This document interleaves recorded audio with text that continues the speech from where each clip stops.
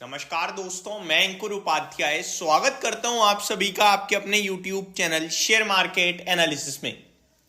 यहां आप सभी के साथ डिस्कस करने वाला हूं, कुछ नंबर्स आते हुए दिख रहे हैं पोस्ट मार्केट यानी कि बाजार बंद होने के बाद। कौन कौन से पहले नाम बता दूं? PNB housing finance, Tech Mahindra, DLF, Aarti industries, Birlasoft, Bajaj auto and DCB bank. इनमें से कुछ स्टॉक्स के रिजल्ट्स में आप सभी के साथ इस वीडियो में डिस्कस करने वाला हूं। तो शुरू करते हैं बिना किसी देरी के, एक एक करके सारे ही नंबर्स को डिस्कस करना।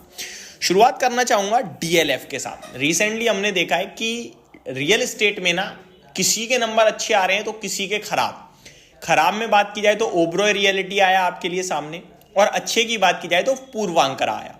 अभी यहां पे बात करूं मैं आप सभी के साथ, sorry Puravankara I think NBFC space से हो जाता है। डीएलएफ की बात करता हूं मैं आप सभी के साथ। डीएलएफ के नंबर्स इंटरेस्टिंगली ठीक दिख रहे हैं, अच्छी दिख रहे हैं, क्योंकि यहां पे कुछ भी गिरा नहीं है। अगर आप प्रॉफिट की बात करें पर्टिकुलरली तो 620 करोड़ के सामने 660 करोड़ पे आते हुए दिखे हैं क्वार्टर ऑन क्वार्टर बेस पे। ईयर ऑन ईयर बेस पे 520 करोड़ के सामने 660 करोड़ पे आए हैं, तो ये बहुत ही अच्छे नंबर माने जाएंगे।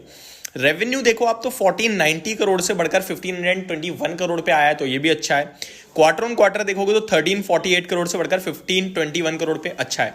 इंटरेस्टिंगली मार्जिन्स ऑलरेडी 31.84% पे थे और अभी बढ़कर 33.60% पे आ गए हैं, तो ये और ज्यादा बड़ा जंप हो गया है, तो बहुत ही अच्छी बात है।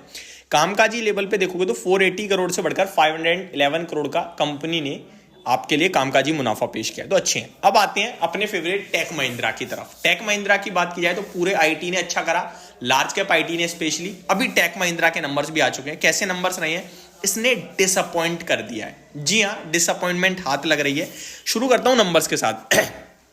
क्वार्टर ऑन क्वार्टर देखोगे 494 करोड़ के सामने मुनाफा 510 करोड़ पे आया है, थोड़ा सा बढ़कर आया है। लेकिन ईयर ऑन ईयर बेसिस पे 1300 करोड़ से घटकर 510 करोड़ का मुनाफा रह गया है केवल और केवल। अनुमान बाजार का ये था अराउंड 600 करोड़ का मुनाफा पेश करेगी कंपनी, जिसके सामने 510 करोड़ का मुनाफा रह गया है। तो ये number I think market expectations के सामने थोड़े खराब रह गए हैं। अगर काम रेवेन्यू की बात करूं मैं तो 12,860 करोड़ के सामने 13,101 करोड़ का रेवेन्यू कंपनी ने पेश करा है क्वार्टर ऑन क्वार्टर बेस पे।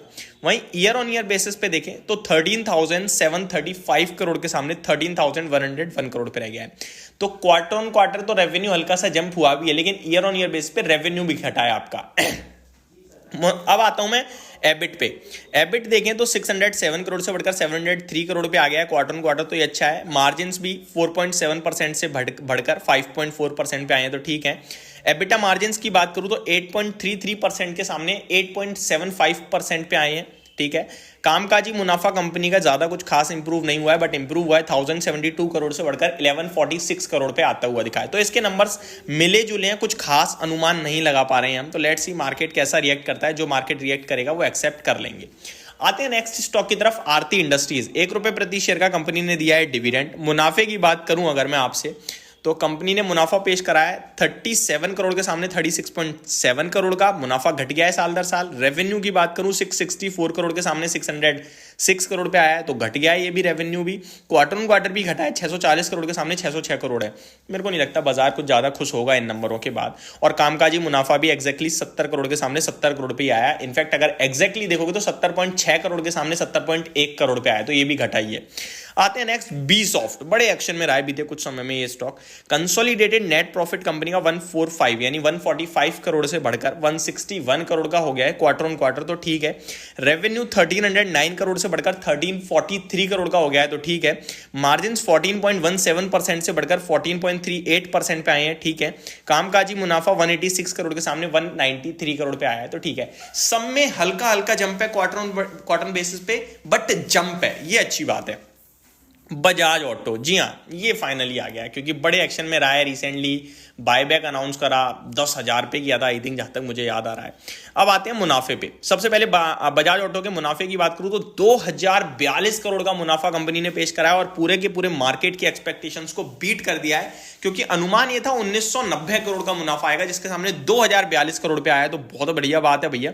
रेवेन्यू 12,114 करोड़ पे आया है, तोड़फोड़ नंबर लग रहे हैं। मार्जिन 20.1% पे आए हैं, अनुमान 19.8% का था, तो बीट कर दिया है हर एक पैमाने पे। कामकाजी मुनाफा 2430 करोड़ पे आया है, अनुमान 2356 करोड़ का था। तो ऑपरेशनल बेसिस पे भी सुपर, बजाज ऑटो ने बहुत ही शानदार दमदार नंबर पेश करे हैं।